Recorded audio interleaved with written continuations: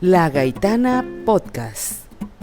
Voces del periodismo independiente. Soy Felipe Gali desde Buenos Aires. Y yo, Luis Fernando Pacheco desde Bogotá. Y esto es Escrutinios, el podcast para analizar los resultados de las elecciones más importantes a lo largo del mundo. Y para defender la democracia en estos tiempos difíciles. Acompáñennos este 2025 para conocer a los candidatos, los partidos, las tendencias, los resultados y las implicaciones de los principales procesos electorales en América Latina y el mundo. Solo aquí, en La Gaitana Podcast. Bueno, y aquí estamos de vuelta en nuestro podcast Escrutinios, podcast producido entre la Fundación Universitaria Los Libertadores y La Gaitana Periodismo Independiente, que se dedica a analizar el panorama electoral. Les habla Luis Fernando Pacheco y es realmente para mí un gusto acompañarlos en este tercer capítulo de temporada, donde nos vamos acercando porque vamos a analizar las elecciones de hace aproximadamente una semana, de hace 8 días, en el vecino país del Perú. Le doy un saludo cálido a mi compañero habitual de este espacio, Felipe Gali. Felipe, ¿cómo estás? ¿Cómo va todo? Todo muy bien, muchas gracias Luisfer y muchas gracias a todos los que nos están escuchando, muy feliz de hablar de Perú. Bueno, pues Felipe, esta vez hicimos una de esas raras excepciones y es que no pudimos transmitir el capítulo al día siguiente inmediatamente de las elecciones, pero no por un fallo de la organización de nuestro podcast, sino por situaciones del sistema electoral que parecen bastante atípicas, así que yo voy a empezar por esa pregunta. ¿A qué se debe que a la altura de hoy no hayan terminado los escrutinios oficiales y cuál sería el panorama? Porque desde diversas fuentes la incertidumbre es la reina en estos momentos en la primera vuelta presidencial peruana. Hace tan solo una hora, la autoridad electoral peruana acaba de anunciar que anunciará los dos candidatos que concurrirán a la segunda vuelta en junio el 15 de mayo, casi un mes.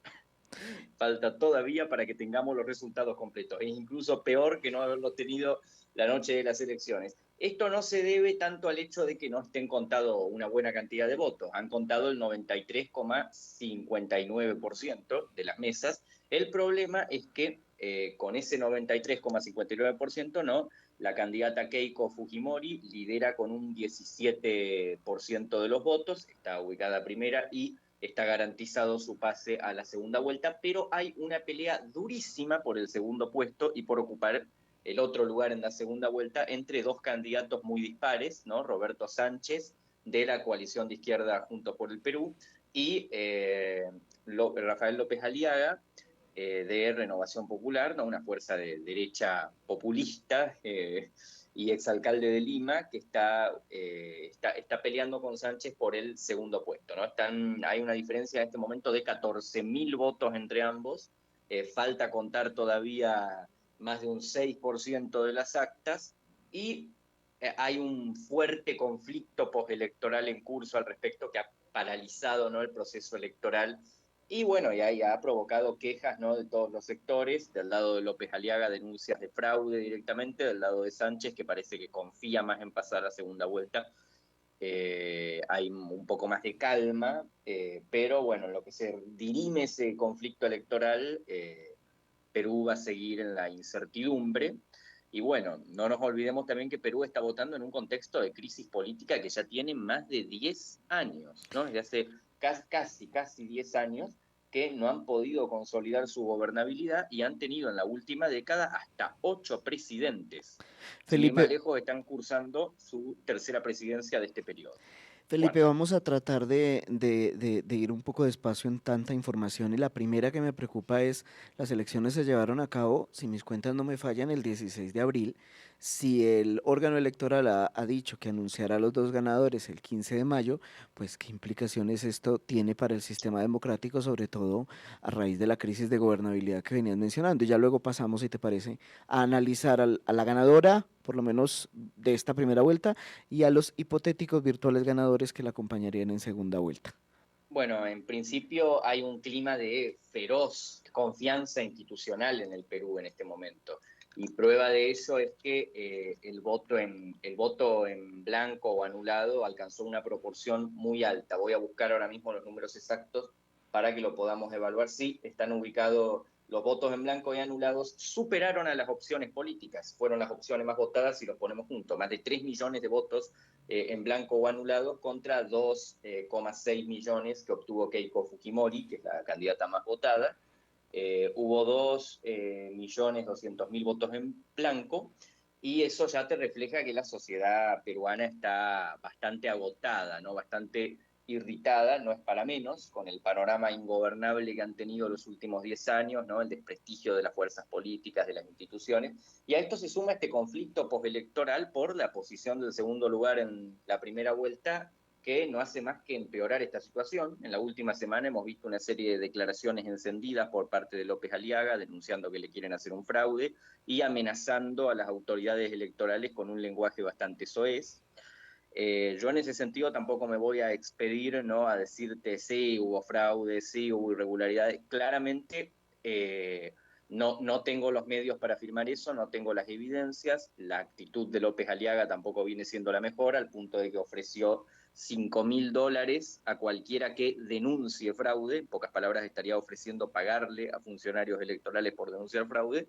Eso ya te dice también que no estamos ante una denuncia con mucha credibilidad, ante un denunciante con mucha credibilidad, pero es más que evidente que la autoridad electoral no ha estado a la altura, ¿no? Cuando ya llevamos más de una semana sin tener resultados, y cuando te dicen que no vas a tener resultados hasta más de un mes después de la elección, fue el 12 de abril, la primera vuelta el 12, más de un mes después de la elección, y 3 semanas nomás antes de la segunda vuelta, que va a ser el 7 de junio, claramente estás ayudando a fomentar esa desconfianza. Entonces, yo creo que lo que han hecho estas elecciones, si bien también veo algunos signos un poco más esperanzadores, que los podemos analizar más adelante, yo creo que estas elecciones no han hecho más que empeorar, ¿no?, el deterioro de la situación institucional en el Perú, y sobre todo agitar un poco más esta crisis, que veremos si puede en el siguiente periodo encontrar un final.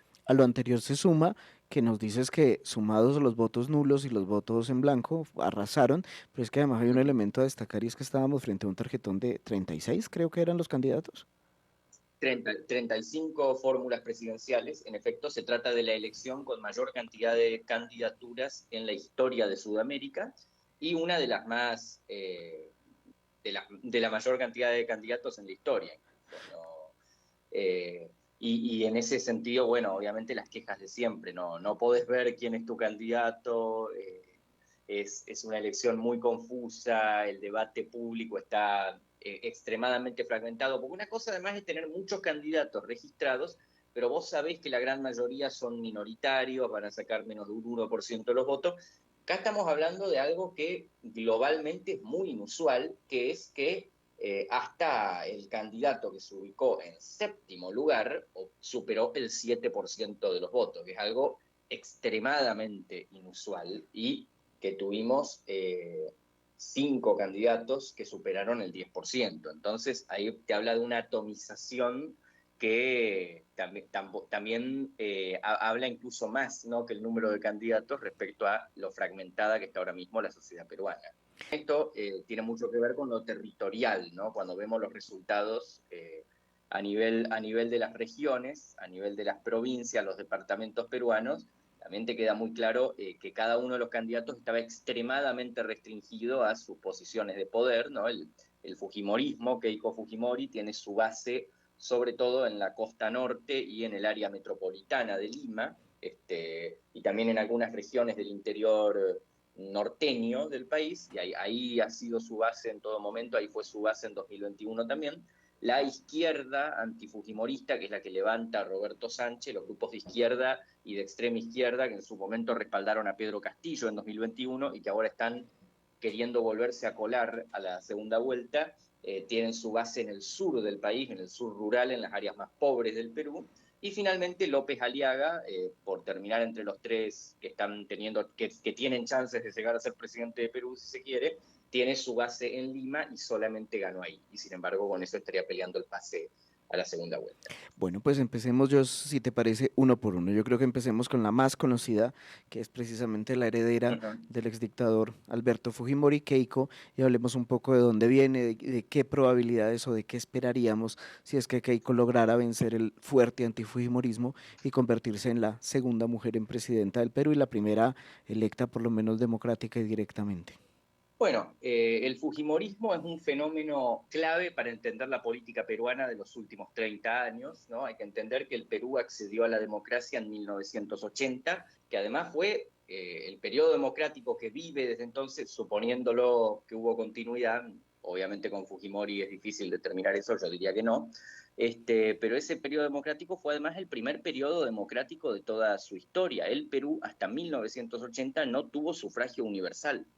Hasta ese momento tenían voto censitario, voto por alfabetización. Entonces, hablamos de un país con un sistema democrático muy joven, que ha sido regido por la misma élite económica desde su independencia, o bueno, desde un tiempo después de su independencia, y que ha tenido graves problemas para consolidar su estabilidad. Siempre ha sido un país inestable el Perú, políticamente hablando. Nunca pudo consolidarse una hegemonía duradera, ni siquiera en los periodos de dictadura militar. Bueno, viene la democracia y muchos de esos ya lo saben, en los 80 hubo un brote terrorista, la llegada de esta organización Sendero Luminoso, organización de extrema izquierda maoísta, que el Estado no pudo combatir con éxito y que además vino acompañada por una crisis económica. En ese contexto gana Fujimori y construye lo que es el fujimorismo, ¿no? Un movimiento de derecha dura, de neoliberal en términos económicos, que ejecuta un autogolpe de Estado, cierra el Congreso, en fin, y por un lado logra implementar políticas de seguridad, logra estabilizar la economía y logra imponer esta estabilidad macroeconómica de facto que perdura en Perú hasta la fecha, ¿no? Un sistema económico, como si se quiere, atado con alambre, diríamos acá en Argentina, emparchado, porque tenés un 80% de empleo informal, un altísimo porcentaje de la población bajo la línea de la pobreza. Sin embargo, tienen estabilidad cambiaria, tienen números macroeconómicos positivos para lo que es la región, tienen cierto crecimiento. Y bueno, y por el otro lado tenés corrupción rampante, violaciones masivas a los derechos humanos, en fin, todo eso ha polarizado al Perú desde entonces y esa polarización sigue hasta la fecha. Después, cuando cae Fujimori, llegan una sucesión de gobiernos muy débiles, ¿no? Con un mandato electoral que se disuelve muy rápidamente, los partidos políticos se fundan para las elecciones bajo liderazgos personales y después colapsan, al punto que no, el único partido político que realmente tiene arraigo territorial, estructural, regional, es el mismo Fujimorismo. Y el Fujimorismo se reconstruye en la figura de la hija de Alberto Fujimori, ¿no? De Keiko, que asumió como primera dama después de que la esposa de Fujimori desertara del régimen y lo denunciara y se pasara a la oposición. Y fue vista por mucho tiempo como una lugarteniente leal de su padre, como una extensión de su padre y una defensora acérrima de su legado. Entonces, esto genera que la polarización sea incluso se agudice, ¿no? Porque no es que el fujimorismo ha intentado lavarse la cara o ocultar su pasado, sino defenderlo permanentemente. Entonces, en 2011, Keiko Fujimori llega a segunda vuelta contra Ollantumala, pierde por poco la segunda vuelta.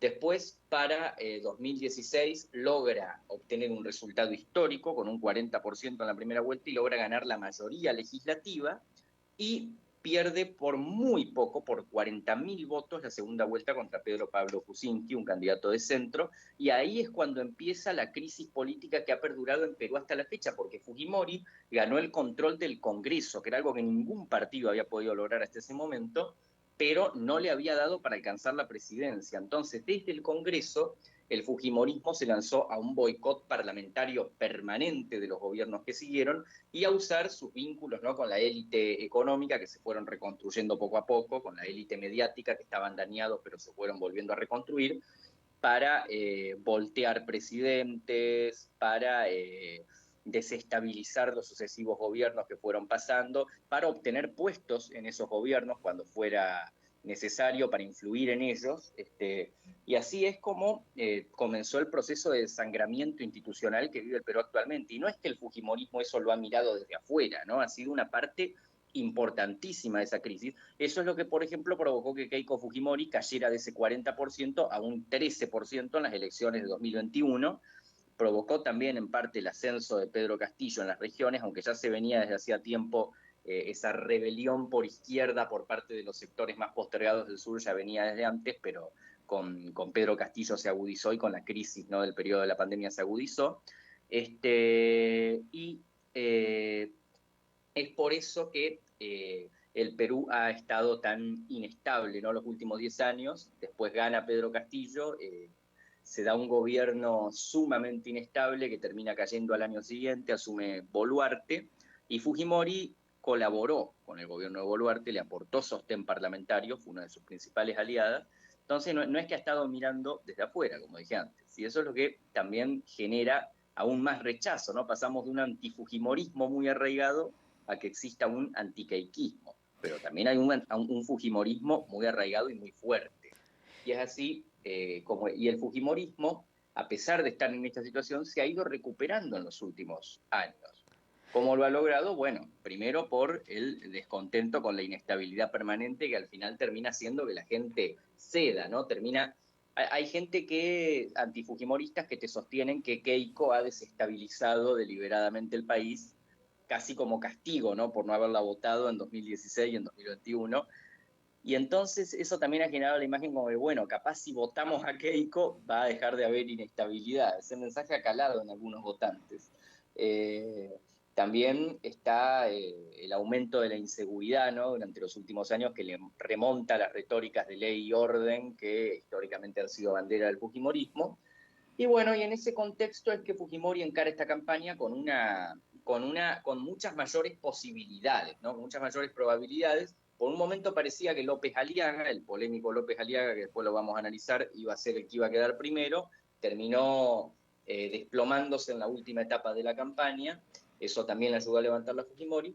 Y al final, cuando surge Roberto Sánchez, ¿no?, se levanta también lo que fue el fantasma de Pedro Castillo, y la conclusión es que tenemos a un fujimorismo que ha crecido 750.000 votos, con lo que está contado. Es un aumento importante respecto a la primera vuelta de 2021, y que además ha logrado ganar un tercio de las bancas en el Congreso, lo cual provoca que, sobre todo, ha logrado un tercio en el nuevo Senado, ¿no? Perú antes tenía un Congreso unicameral y ahora ha vuelto a uno bicameral, con lo cual se blinda de la posibilidad de ser destituida si resulta electa. Y encara la segunda vuelta con esa premisa, ¿no? Yo te diría que estamos ante el mejor momento posible para Keiko Fujimori, y que la dilación permanente de saber quién va a ser su rival también la ayuda a consolidarse. Felipe, pues hay un elemento que tú has mencionado y que vale la pena recapitular, y es que el fenómeno antifujimorista que se constituyó en regiones, y en regiones especialmente pobres y vulnerables, y que terminó consolidando la candidatura de Pedro Castillo, el último de los presidentes democráticos elegidos directamente de puestos después de la ocurrencia del cierre del Congreso, pues explicaría buena parte del segundo candidato del que quiero que hablemos, que es Roberto Sánchez. ¿Quién es Roberto Sánchez? ¿Qué representa? Y especulemos de cara, aunque tendremos un capítulo dedicado a ello, pero especulemos qué presidencia esperaría si es Roberto Sánchez quien llega al Palacio Presidencial. Bueno, Roberto Sánchez fue ministro de Comercio Exterior y Turismo, ¿no?, de Pedro Castillo, y es también diputado por Lima. O sea, no es una figura que provenga de las regiones, a pesar de que ha sabido captar sus votos, y que cuenta con el aval directo de Castillo. Ha mantenido bastante la retórica izquierdista radical que ayudó a ascender a Pedro Castillo en primer lugar. Incluso algunos sectores de su coalición promueven, por ponerte un ejemplo, la remoción de Julio Velarde, el presidente del Banco Central, que se ha considerado por los últimos 20 años como el pilar de la estabilidad macroeconómica. Eso también ha levantado algunas alarmas. Mantiene, ¿no?, también las mismas retóricas de promover una asamblea constituyente, la refundación estatal, en fin, el indigenismo.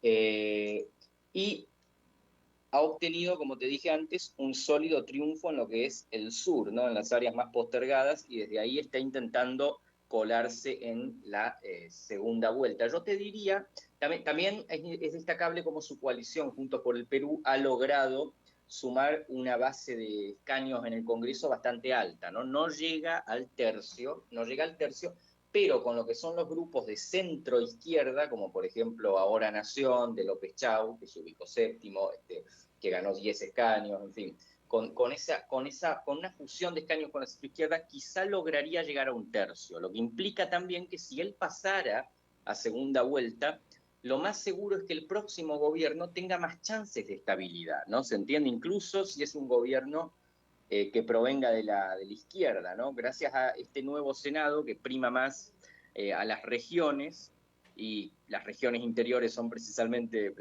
los bastiones, ¿no? De lo que es el castillismo, lo que es la izquierda, va a poder quizá alcanzar una gobernabilidad mínima, por lo menos para que no lo destituyan. Ya después lo que es aprobación legislativa, lo que es formar consensos es otra cosa. Después algunos elementos de la coalición, por supuesto, como siempre, despiertan riesgos, ¿no? La inclinación por la retórica Cuba, Venezuela, Nicaragua, si se quiere, el eje.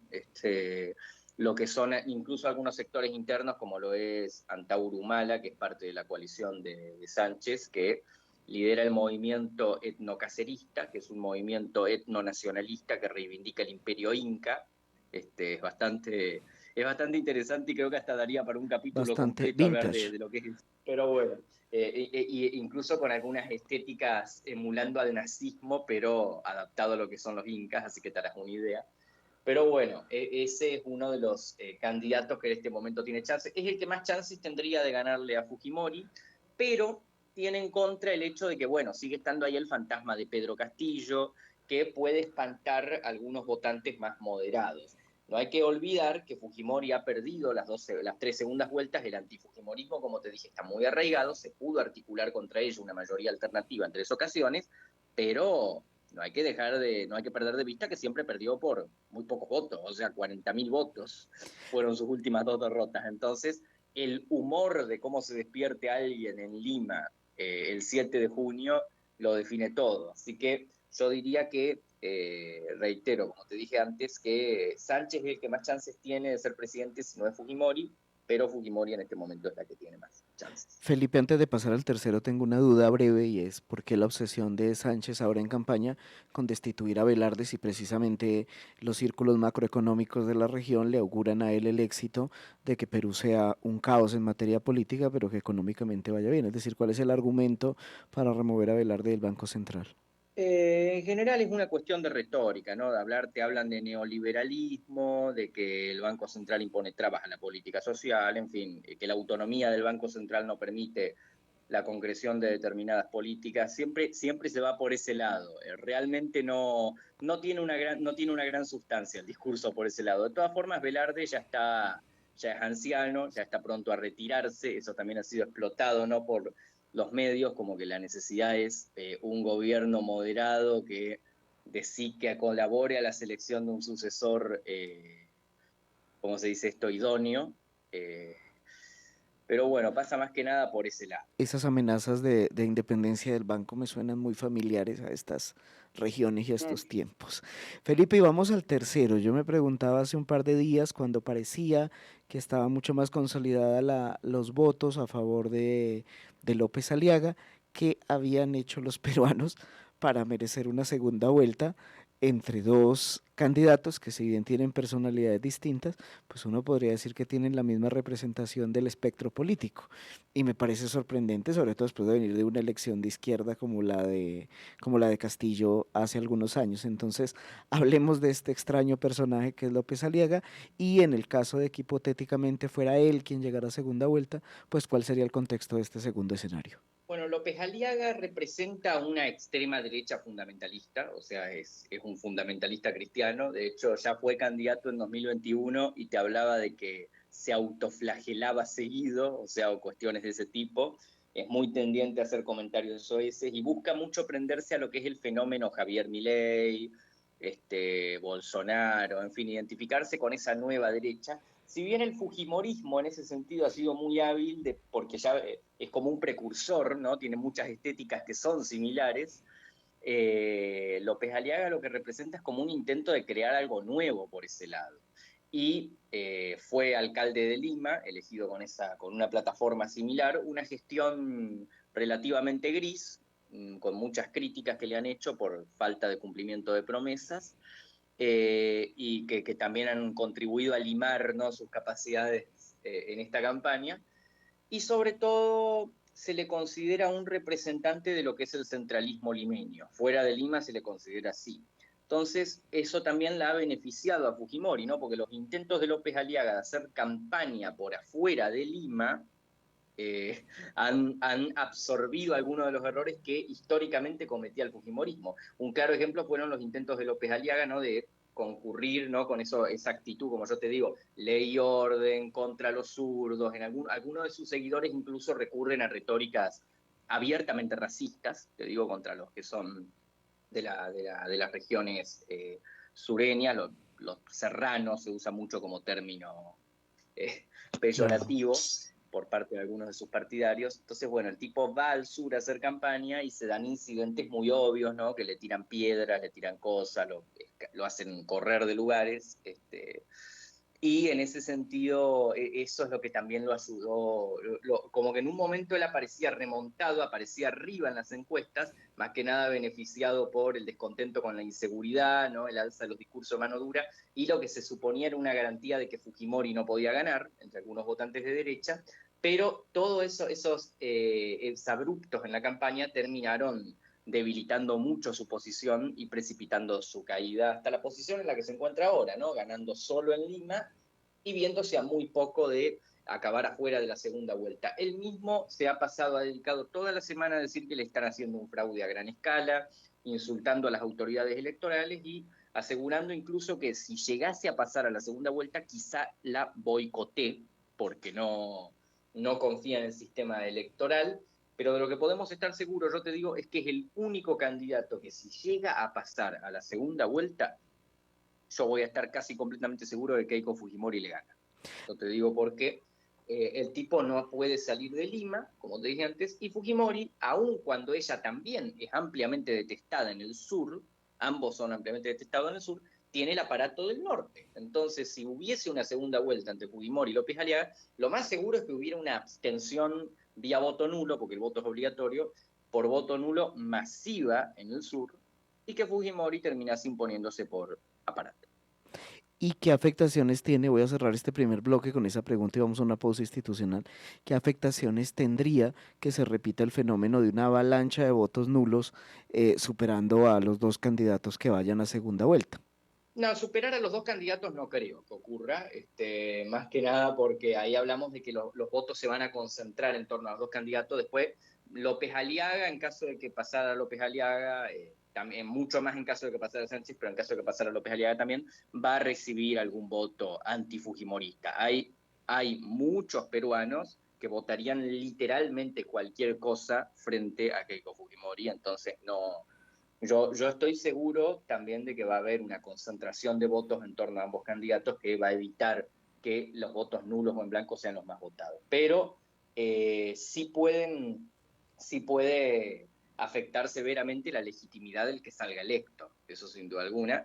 Y al mismo tiempo, a ver, puede que el panorama institucional, ¿no? Pongamos el ejemplo, gana Keiko Fujimori, tiene el tercio del Congreso, el escenario institucional va a estar más o menos atado, pero te sigue quedando el escenario social, ¿no? Tenés las regiones ferozmente empobrecidas, enardecidas, sin representación y muy irritadas. Ya ha habido durante estos periodos de inestabilidad ciclos de protesta duramente reprimidos, en algunos casos, y acusaciones, ¿no?, como de deterioro del Estado de Derecho en el país. Así que yo te diría que estaríamos a las puertas de un retroceso democrático. Felipe, Y que ya podríamos decir que está dando. Estamos hablando del balance de las elecciones todavía un poco inconclusas de la primera vuelta en el Perú, pero no podemos evidentemente dejar por fuera precisamente la otra elección de Perú el mismo día, porque si alguien ha sido causante un poco del caos de la última década es precisamente el Congreso de la República. En el bloque inicial, Felipe nos hablaba de estos cambios constitucionales, que es el cambio de la unicameralidad a la bicameralidad que se ensayaron en estas elecciones, así que vamos a ir a un corto bloque y al volver vamos a dedicar el último bloque para ver cuál es el balance precisamente de cómo quedó el Congreso y qué expectativas tendrían por lo menos los tres punteros a lidiar con ese legislativo. Entonces la invitación es a que no se vayan, vamos a ir a una pausa institucional y al volver seguimos en escrutinios analizando las recientes elecciones del Perú. La Gaitana, capaz de organizar a miles de indígenas yanaconas para combatir la avanzada española en los territorios del hoy denominado sur colombiano, se constituye un símbolo femenino de la resistencia indígena. Afirma la tradición que la cacica gaitana vengó la muerte de su hijo Timanco, pese a la superioridad del enemigo, y se enfrentó al colonizador español don Pedro de Añasco. La historia, que se basa en unos breves versos de Juan de Castellanos, constituye un ejemplo de una narrativa que contrasta con la manera como se es percibido al huilense y, en particular, como es asumida la mujer, a quien el machismo y el patriarcado le han negado su lugar en la historia. La gaitana denota tenacidad, organización, altruismo, lucha por las causas nobles. En una frase, evoca la posibilidad de cambio. En este proyecto periodístico creemos como equipo humano y desde aquí no solo evocamos, convocamos a ese cambio. Y aquí estamos de vuelta en Escrutinios, el podcast de la mano de la Fundación Universitaria de los Libertadores, de su programa de Ciencia Política y Gobierno y de La Gaitana Periodismo Independiente, analizando elecciones. En este tercer capítulo de temporada estamos hablando de los resultados en Perú. En el bloque precedente hablamos de los presidenciales y de los tres probables candidatos a suceder al presidente Balcázar, si no me falla la memoria, porque tengo que cambiar de nombre más o menos cada mes en el caso peruano. Y ahora vamos a hablar un poco del causante de este desbalance que ha sido el Congreso del Perú. El Congreso no ha tenido ningún reparo en la última década en declarar la vacancia, aprovechando la amplia flexibilidad que tiene o que tenía constitucionalmente, ya entraremos a analizarla, para declarar la vacancia en diversas presidencias y por diversas situaciones y elegir presidentes del mismo seno, del entorno político, que se vuelven sumamente transitorios y que generalmente vuelven y caen nuevamente en una vacancia y se convocan elecciones y seguimos en un bucle que ya cumple una década.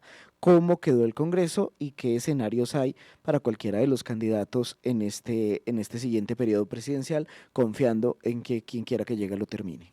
Bueno, tenemos un Congreso bastante diferente, ¿no? Hay que recordar también que durante la última década el Congreso peruano ha estado dominado por intereses vinculados a lo que es esta élite, la élite que controla el país, un sector en la capital, los otros sectores en las regiones, diferentes grupos medio caudillistas de poder que terminan fundando partidos para meter a sus diputados y desde ahí influir en lo que es la composición del gobierno. Esto ha llevado a que Perú también, esto sumado a lo que vos citás, ¿no? La flexibilidad en las normativas, ¿no? Para una vacancia, para la destitución del presidente, han llevado, y las faltas de mayorías, han llevado a que el Perú haya vivido durante 10 años un parlamentarismo de facto, pero sin las partes buenas que tiene el sistema parlamentario, ¿no? Han tenido disoluciones anticipadas, caídas de gabinetes y bueno, el colapso de presidencias, como bien citar. El caso es que el Congreso ha realizado una reforma constitucional de cara a estas elecciones que restauraba la bicameralidad. Quiere decir esto que se restablece el Senado, que había sido abolido con el golpe de Estado de Fujimori en 1992. Este nuevo Senado, ¿no? Es una Cámara de Representación Regional. A ver, ambas cámaras emplean los departamentos como circunscripciones, pero bueno, la Cámara de Diputados elige un número de diputados acorde a con su población, mientras que el nuevo Senado tiene un sistema mixto, ¿no? Tiene algunos senadores elegidos de manera plurinominal y otros elegidos por el sistema uninominal, ¿no? Cada departamento tiene un senador, etc.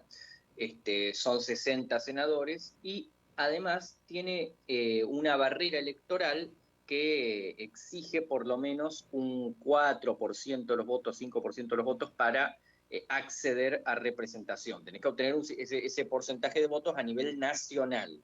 Y además tenés que ganar en por lo menos 2 departamentos para poder acceder a la plena representación en el Senado. Esto ha provocado que el nuevo Senado vaya a tener solamente 6 partidos.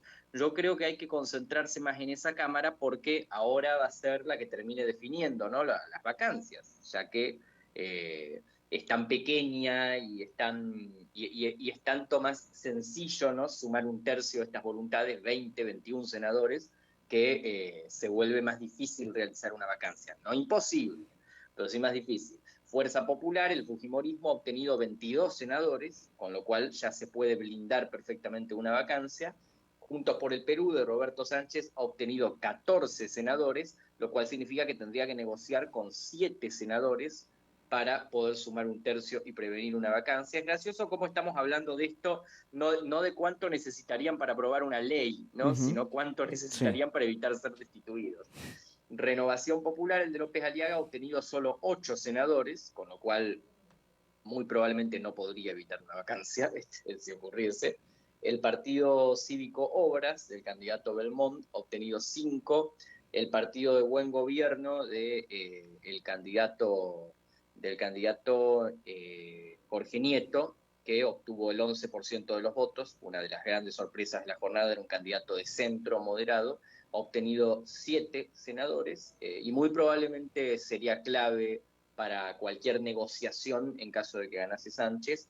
Y lo mismo ocurre con Ahora Nación, de López Chau, que es la socialdemocracia, la centroizquierda, que ha obtenido 4 senadores. Si Felipe, lograse llegar a un acuerdo hay mínimo algo contingente, dramático, y perdóname que te interrumpa, sí, pero hay algo dramático en la narración que has hecho, y es después del nombre del partido, ya automáticamente tú dices que es el del candidato tal, es decir, la atomización lleva a que en realidad la correlación con un partido no es ideológica, es como el negocio de un candidato, y cada candidato tiene un partido al cual ni siquiera identificas muy bien ideológicamente qué piensa, pero que te sirve de plataforma un poco para generar, entre otros motivos, para generarle vacancia al otro. O sea, es la degradación total del sistema de partidos clásico que nos enseñan en las facultades. absolutamente. Es que casi todos estos partidos son meros carteles electorales. No tienen, y muy probablemente muchos de ellos se terminen disolviendo durante la venidera legislatura. Entonces, después van a tener que buscar cómo acomodarse. Algunos pueden asumir puestos en el gabinete, en el gabinete que ni siquiera te digo que va a ser del presidente que salga electo de estas elecciones, ¿no? Así que con eso te lo digo todo. Pero como ya te dije antes, el escenario de gobernabilidad se perfila un poco más favorable, porque tenemos 22 para el fujimorismo, con eso ya impedimos una vacancia. Tenemos 14 para Juntos por el Perú, que si logra llegar a un acuerdo con el Partido del Buen Gobierno o los de Ahora Nación, podría sumar un bloque del centro a la izquierda que tendría 20, que sumaría los 21 senadores, o podría llegar a 24 senadores, 25, y con eso, bueno, sí, se podría también llegar a un escenario de cierta gobernabilidad. Yo en este momento estoy muy dudoso de las probabilidades de López Aliaga de llegar a ser presidente del Perú al término de este periodo, pero estoy seguro de que si ganase él sería, y algunos incluso dicen que prefieren que gane Porky, como le dicen a López Sí. Aliaga, porque sería el más vacable, así que con eso te digo todo. ¿Cuándo tenemos segunda vuelta, Felipe? El 7 de junio. Perfecto. Pues Felipe, de verdad que muchísimas gracias. Creo que ha sido un capítulo entretenido, aunque lleno de incertidumbre todavía, Y para muy difícil de explicar, ¿no? y Muy muy difícil de difícil de explicar también explicar, el Perú, sí. porque Yo creo que es la primera vez que tenemos que y, explicar en un sistema presidencial, no sabemos quién gana y tenemos que explicarle a la audiencia qué probabilidades tiene de no terminar el periodo alguien que no lo ha empezado. Esto me parece muy curioso. es tremendo, es también un poco triste, así que nada, le mando un gran abrazo a los peruanos que nos escuchen, esperemos que vengan tiempos mejores, ocurra lo que ocurra. Yo sé también que a muchos les ha hecho dudar de la democracia, ¿no?, todo lo que han visto en estos tiempos, pero como también se ha demostrado en la misma historia del Perú, en la misma historia de nuestro continente, ni la violencia ni el autoritarismo van a solucionar nada, así que esperemos que dentro de los marcos de la democracia se logre encontrar una solución para esa situación. Y hablando de democracias, de imperfecciones, de crisis, pues de la próxima semana tenemos el siguiente capítulo de Escrutinios muy seguidito, porque los recientes sucesos en Europa del Este, en las elecciones en Hungría y las elecciones en Bulgaria, nos generan un panorama al que hemos decidido dedicarle un capítulo completo y no como estaba previsto inicialmente, que vamos a tratarlo en un capítulo mixto. Vamos a hacer una siguiente entrega, un cuarto capítulo de temporada. Yo creo que finalizando la próxima semana nos pueden encontrar en las principales plataformas de audio, tanto este como el que viene, para poder analizar los resultados en las elecciones de Hungría y Bulgaria. Así que vamos a tener vuelta de escrutinio muy pronto y bueno, se acercan varios escenarios electorales más que seguramente serán de interés para todos nuestros oyentes. Felipe, muchísimas gracias como siempre por este espacio acompañándonos en Escrutinios. Muchas gracias, Luisfer, como siempre. Muchas gracias a todos los que nos han escuchado. Esperamos para la próxima tener resultados más concretos, ¿no? Para poder hacer un análisis un poco más amplio, si se quiere. Confiemos que así sea, que los peruanos y el sistema electoral peruano nos lo permita. Muchísimas gracias también a ustedes que nos acompañan. Escrutinios lo pueden encontrar en las principales plataformas de audio, en nuestra página web www.lagaitana-periodismo.com y la encuentran como La Gaitana Podcast en las principales plataformas de audio, en Spotify, en Apple Podcast, en Google Podcast, para que puedan disfrutar esta y la temporada anterior, donde nos dedicamos a analizar los principales escenarios electorales de la región y del mundo. Ha sido un placer, les habló Luis Fernando Pacheco. Escrutinios es un producto de La Gaitana Periodismo Independiente y del programa de Ciencia Política y Gobierno de la Fundación Universitaria Los Libertadores. Que tengan un feliz resto de día cuando sea que escuchen esto. Escrutinios es una idea original de Felipe Gali y Luis Fernando Pacheco, producido por La Gaitana Periodismo Independiente.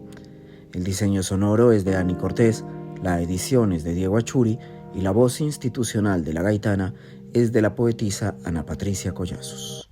Este fue un producto de La Gaitana Periodismo Independiente. Puedes visitar nuestra página web www.lagaitana-periodismo.com y seguirnos en Facebook como La Gaitana Periodismo Independiente, en Instagram, TikTok y X como La Gaitana Periodismo.